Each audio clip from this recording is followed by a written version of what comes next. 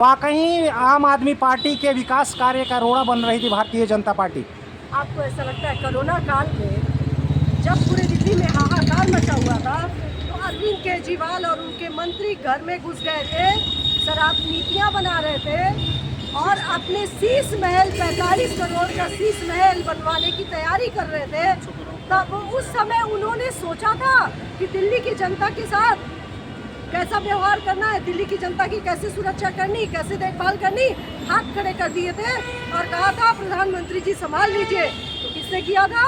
हमारे प्रधानमंत्री आदरणीय नरेंद्र मोदी जी ने वोकल फॉर लोकल के तहत दिल्ली को संभाला, नहीं पूरे देश को संभाला, विश्व में भारत का डंका बजा। नमस्कार, आप देख रहे हैं तेजस इंडिया हिंदी न्यूज़ और मैं आपका दोस्त सुनील सिंह।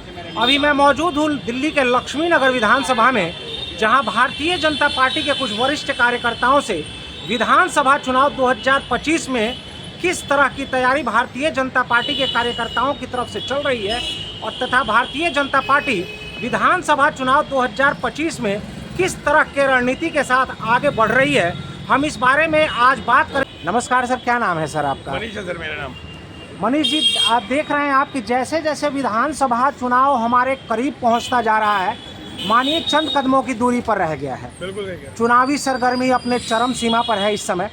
क्या लगता है कि भारतीय जनता पार्टी कितने वर्ष के इंतजार को विधानसभा चुनाव 2025 में खत्म कर पाएगी?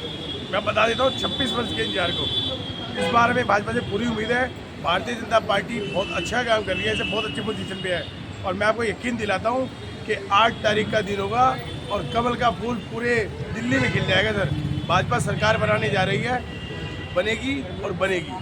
केजरीवाल से दिल्ली की जनता परेशान हो चुकी है भाई साहब। क्या लगता है श्रीमान, जिस तरीके से उत्तर प्रदेश के माननीय मुख्यमंत्री श्री योगी आदित्यनाथ जी के मैं रैली में गया था, जनसभा में गया था, एक बड़ा जन सैलाब देखने को मिला था। तो क्या लगता है कि माननीय प्रधानमंत्री श्री नरेंद्र मोदी जी हो या योगी जी हो या भारतीय जनता पार्टी के कई वरिष्ठ नेता जो हैं तमाम राज्यों से आकर दिल्ली में चुनाव प्रचार करने में लगे हुए हैं, क्या लगता है कि इन लोगों के आने से आप कुछ फ़ायदा महसूस करते हैं? देखिए, जैसे आपने कहा कि रिकॉर्ड टूट जाता है मोदी जी के आने से, योगी जी के आने से, तो रिकॉर्ड तो दिन पर दिन हमेशा टूटेगा सर। हमारे योगी जी या मोदी जी आ रहे हैं, हम फिर टूटेगा रिकॉर्ड। तो हमारी पार्टी की नीति और हमारे इतने सारे कार्यकर्ता जो है, जो मोदी जी के दीवाने, योगी जी के दीवाने, उन्हें देखने के लिए भीड़ आ जाती है।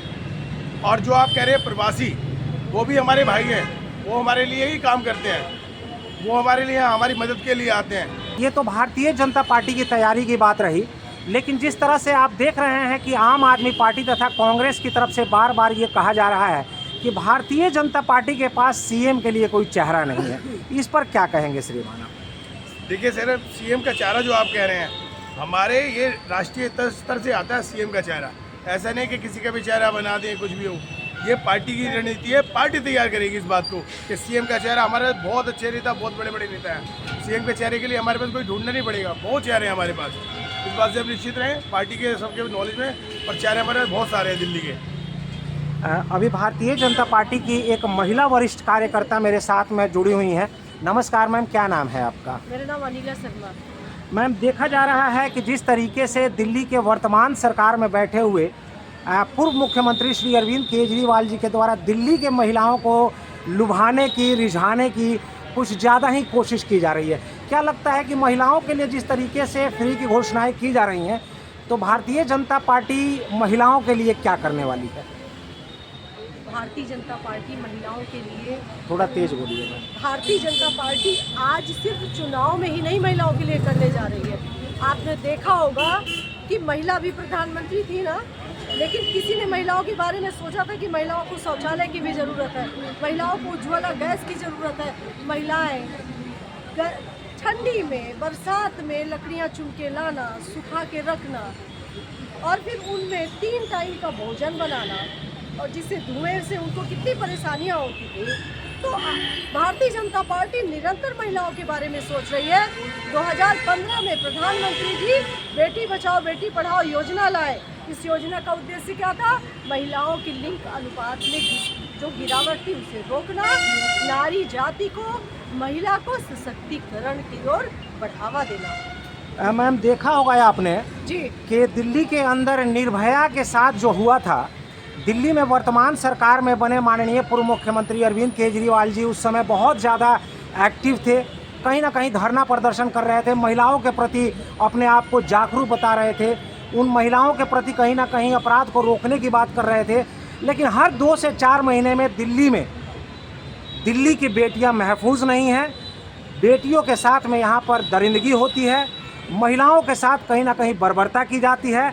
आप क्या कहेंगे कि दिल्ली सरकार कहीं ना कहीं इसके लिए जिम्मेदार है? देखिए, आपने बहुत अच्छा एक वर्ड बोला है, एक्टिव थे। एक्टिव नहीं थे, एक्टिंग कर रहे हैं। अरविंद केजरीवाल हमेशा एक्टिंग करते हैं। वो उनके हर चुनाव में एक नई रेवड़ी होती है और उस रेवड़ी का सिर्फ चुनाव तक ही असर रहता है, उसके बाद वो डाटा फिस हो जाती। आपने देखा होगा कि अरविंद केजरीवाल ने क्या कहा था, बिजली हाफ पानी माफ। ना बिजली हाफ है ना पानी माफ है। आप जाइए झुग्गियों में और देखिए 25-25 हज़ार रुपया बिल आ रहा है। झुग्गी वाले बेचारे वो 2 टाइम के भोजन के लिए परेशान है और 25 रुपए का पानी वो खरीद कर रोज पी रहे हैं। एक परिवार में 100 रुपए का पानी लगता है। अरविंद केजरीवाल ने तो ये भी कहा था, ठीक है, कि यमुना की सफाई करेंगे, सब मिलकर डुबकी लगाएंगे। क्या हुआ? छठ पूजा से भी वंचित हो गए पूर्वांचल विरोधी, महिला विरोधी अरविंद केजरीवाल सरकार इस बार चाहे वो जितने झूठे वादे कर ले, जितनी भी झूठी रेवड़ियाँ बांट दे, कुछ नहीं होने वाला है।